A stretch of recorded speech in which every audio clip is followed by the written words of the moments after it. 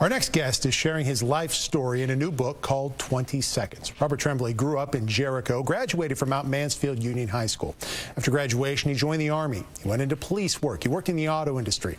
At the age of 42, he became very, very sick, and he didn't know why.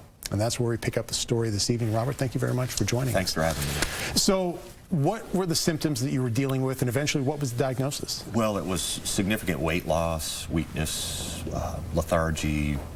I started having personality issues and trouble concentrating. I had lost about 60 pounds by the time I was finally diagnosed. And what were you diagnosed with? I was actually diagnosed with end-stage AIDS. So was that had to have been just a stunning blow for you? Yeah, I mean, I was married at the time. I'm a heterosexual male, a non-IV drug user all my life, and frankly, they didn't think to test because I wasn't in the risk factor. And one of the good reasons we wrote the book was, you know, things are changing with the disease. Almost 40% of new HIV infections are females, ages 13 to 24, and I just think it's time to talk about it. So you're diagnosed with full-blown AIDS.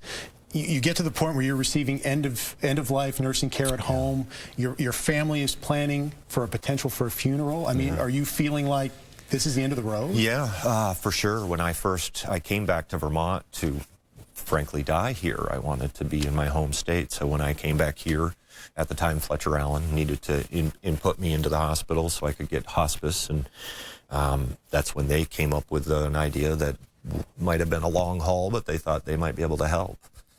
They might be able to save my life. In North Carolina, where I was diagnosed, they said it was 30 days and that's it. So what happened?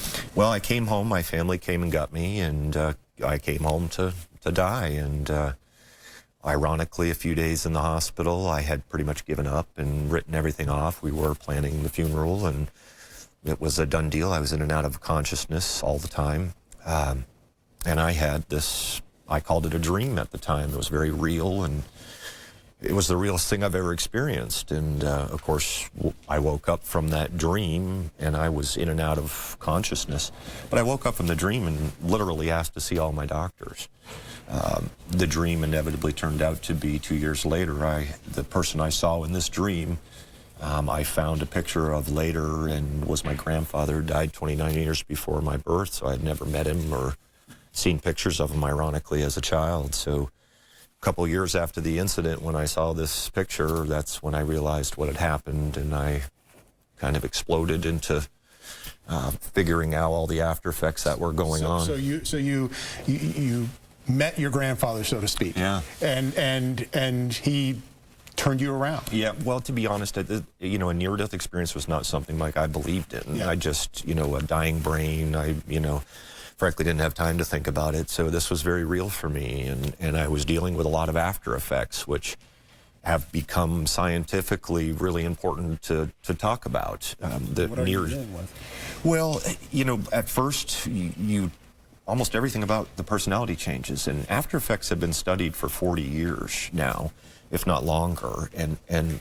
you know, although the near-death experiences are different for everybody, Mike, the after effects are identical, timed the same amount of time. It's irrefutable research. So that's something that I'm trying to bring attention to. And I understand everybody wants to read the near-death experience in the story. Right.